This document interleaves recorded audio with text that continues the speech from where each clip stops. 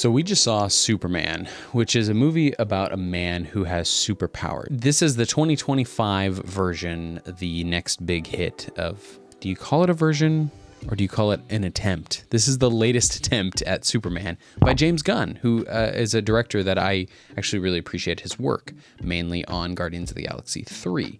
And so I was particularly interested going into this movie because I do know that the Superman franchise is a bit of a notorious challenge at this point. And I think he has bringing a different perspective to it, but I'm going to get to that in a little bit. It's a superhero movie, so I'm not going to go over kind of like the boring stuff. I'm just going to talk about what mattered. But I do have to say that I was completely unaware of all of the Israel-Palestine connection or potential connection. I was sitting in that movie just being a little bit like, what? After doing a little bit of light reading, I guess James Gunn claims that there is no connection or it's not a commentary on the Israel-Palestine, whatever. I don't really care to get into all that, but I will say that from a completely cold take on it, it was extremely, the coincidences are really hard to explain away. But let's move on from that. I thoroughly enjoyed this movie, and for a couple of reasons. I'm going to talk a little bit less about the movie and more of maybe a bigger picture of where superhero movies are going and where this one is. There was just something a little bit nice about this movie. And what I mean by that was it just felt like there was a little bit more care and a little bit more thought into how do you make this a connectable movie rather than just a bunch of visual spectacle.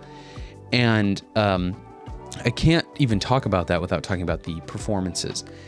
The performances are really good. The Marvelous Miss Maisel as Lois Lane and the main superhero have right out of the gate this really great scene together that feels like some sort of a scene you might do in a acting college class or something, because there was a lot of emotion and there felt like there was some real deep care put into both the writing of this scene and the direction and the performances. And that immediately felt very, very different, where it was like, this isn't just your kind of witty Marvel script or what I'm used to for like, witty superhero. This felt like something that they were really trying to make this human moment for Superman. And that carried through for the first half of the movie. I would say Superman felt like this really real person who was grappling with all these very complex emotions and stuff.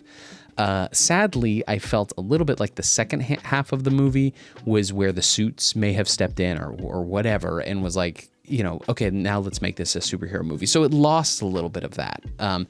But there was a lot of very heavy, dark scenes that felt extremely James Gunn-esque in terms of making these, again, like Guardians 3, if you remember way back to my review of that, it was very reminiscent to me. It reminded me a lot of V for Vendetta. And there was a scene or sequence of scenes or a series of scenes that gave me that feeling again, where this is really dark and the stakes are really high, and the universe and the characters and the evil is very unforgiving and real, and the tone was really dark and the visuals really dark, and it was like you get these pockets of moments throughout this movie where you're like, there's something different to this, and I don't know what it is.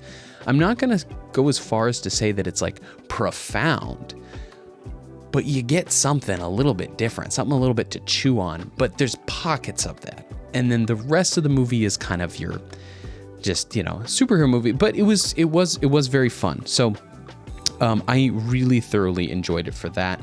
Let me look at my notes before I move on. There's a couple little things that I wrote down. Oh, there's one line where I'm not giving anything away, so relax. But the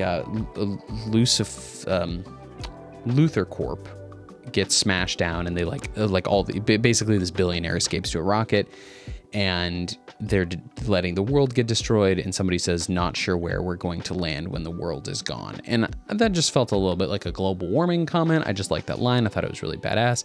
I will note that the animation looks like ass, and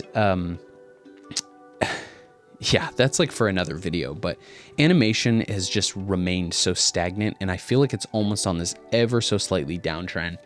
That maybe is a biased opinion with the knowledge that animators have been largely deunionized. There's been a lot of union busting.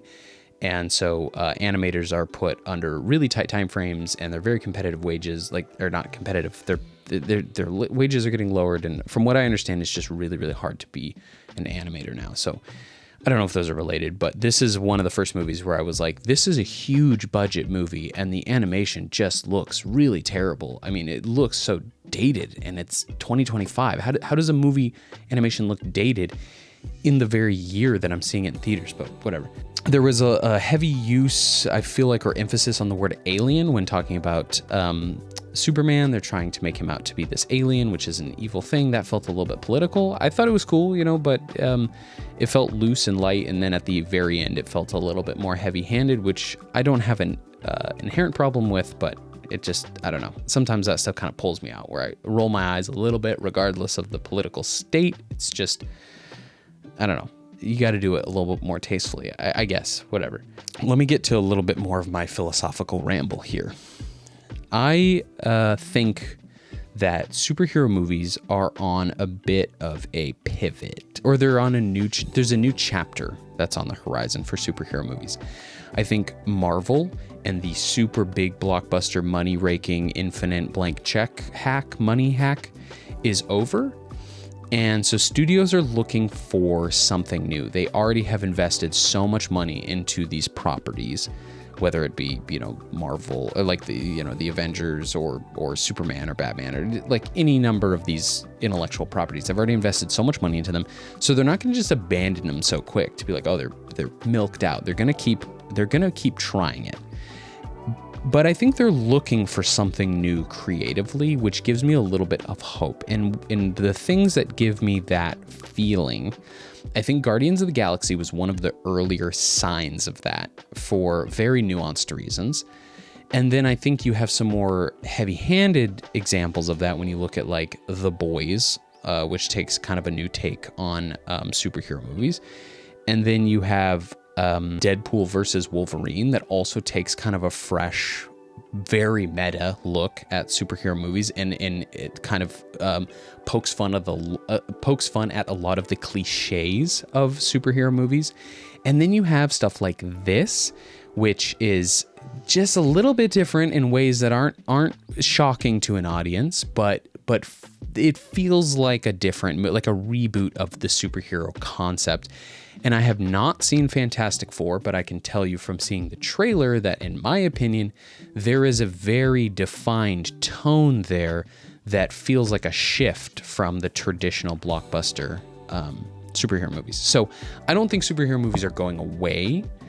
And that may have been what I had sort of hoped was the case in another time, just because I'm a little bit burnt out on them, and I think audiences in general are a little bit burnt out on them. But it does give me some hope as a consolation prize to, doing something that's not just franchising, to the fact that maybe the changes in, frankly, marketing models and distribution models and audience reception is making them like new. They have to find a new direction.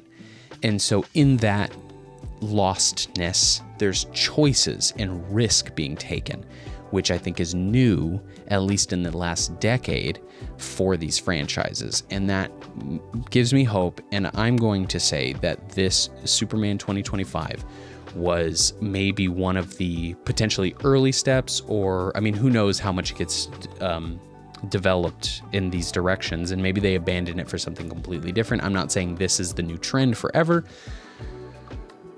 but it feels a little bit like we're entering now the post-modern superhero era, or maybe post-postmodern. I don't know how you want to classify it. Only history will tell. But yeah, I enjoyed it a lot. I'm gonna go out on a limb and say this was an 8 out of 10 for me.